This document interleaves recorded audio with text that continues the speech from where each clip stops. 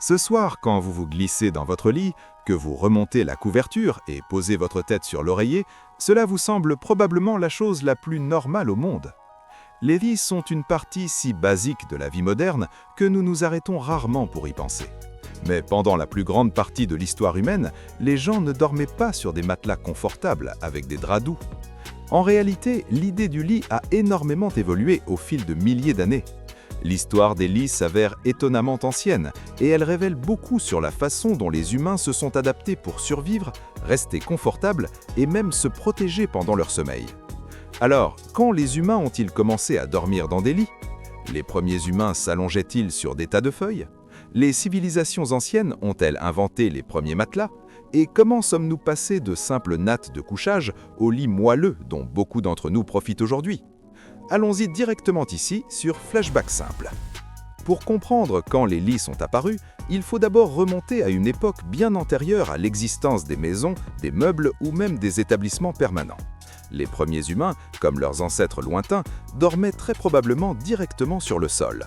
Pendant des centaines de milliers d'années, les gens vivaient en tant que chasseurs-cueilleurs, se déplaçant constamment à la recherche de nourriture.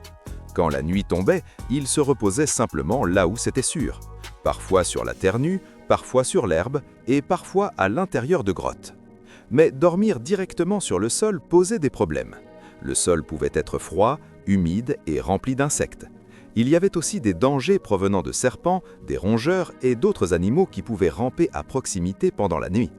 C'est pourquoi les premiers humains ont probablement commencé à créer de simples zones de couchage avec des matériaux naturels.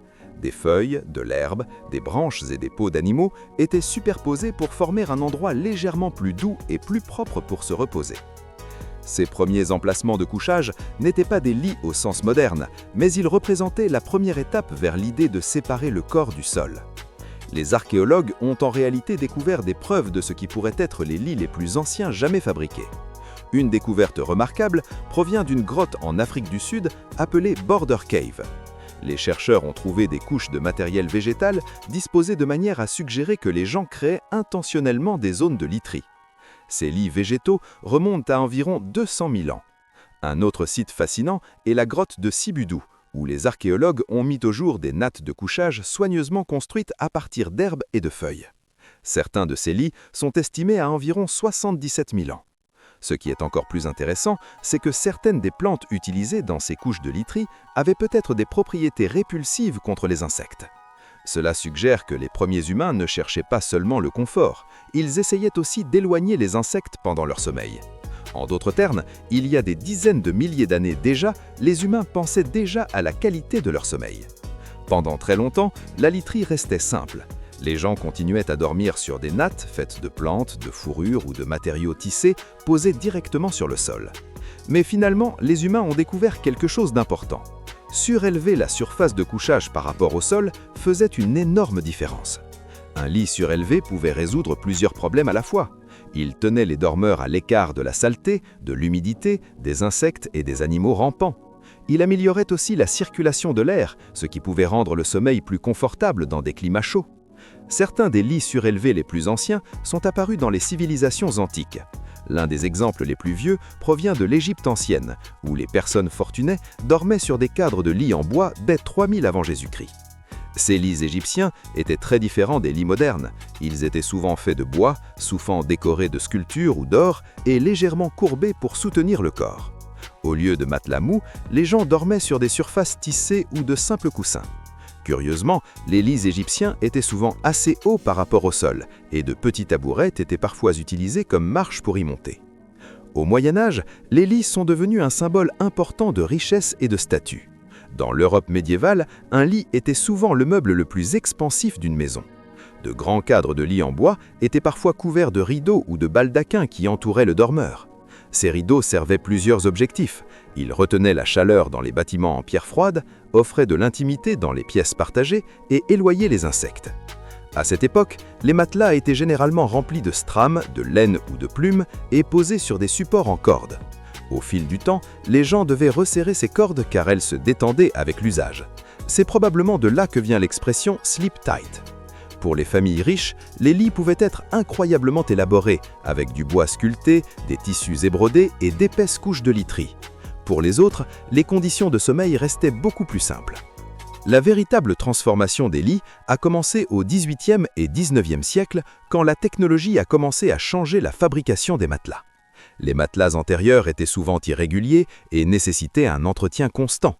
Les matelas de Stram, par exemple, devaient être remplacés régulièrement car la Stram se dégradait avec le temps. Dans les années 1800, les conceptions de matelas ont commencé à s'améliorer. Les rembourrages en coton et en laine sont devenus plus courants et les fabricants ont expérimenté de meilleures structures de soutien. Une des avancées les plus importantes est arrivée à la fin du XIXe siècle avec l'invention du matelas à ressorts ensaqués.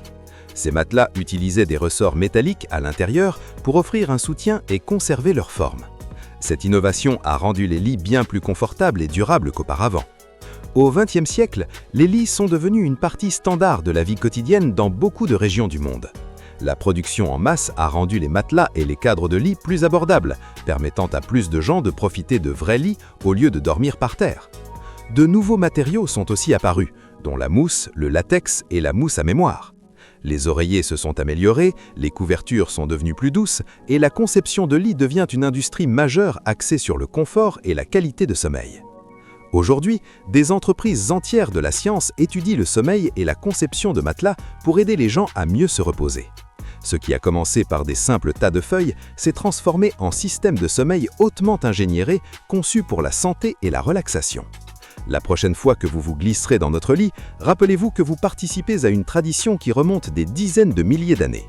Un acte simple qui nous relie directement aux premiers humains qui disposaient encore des feuilles dans une grotte, espérant passer une bonne nuit de sommeil. Merci d'avoir regardé. Si vous avez des suggestions pour notre prochaine vidéo, n'hésitez pas à les partager dans les commentaires ci-dessous. Nous verrons à vous remercier pour votre contribution. Merci de nous avoir accompagnés dans ce voyage à travers Flashback Simple. N'oubliez pas de liker, de vous abonner et de rester à l'écoute pour d'autres histoires tissées à travers les plus petits détails.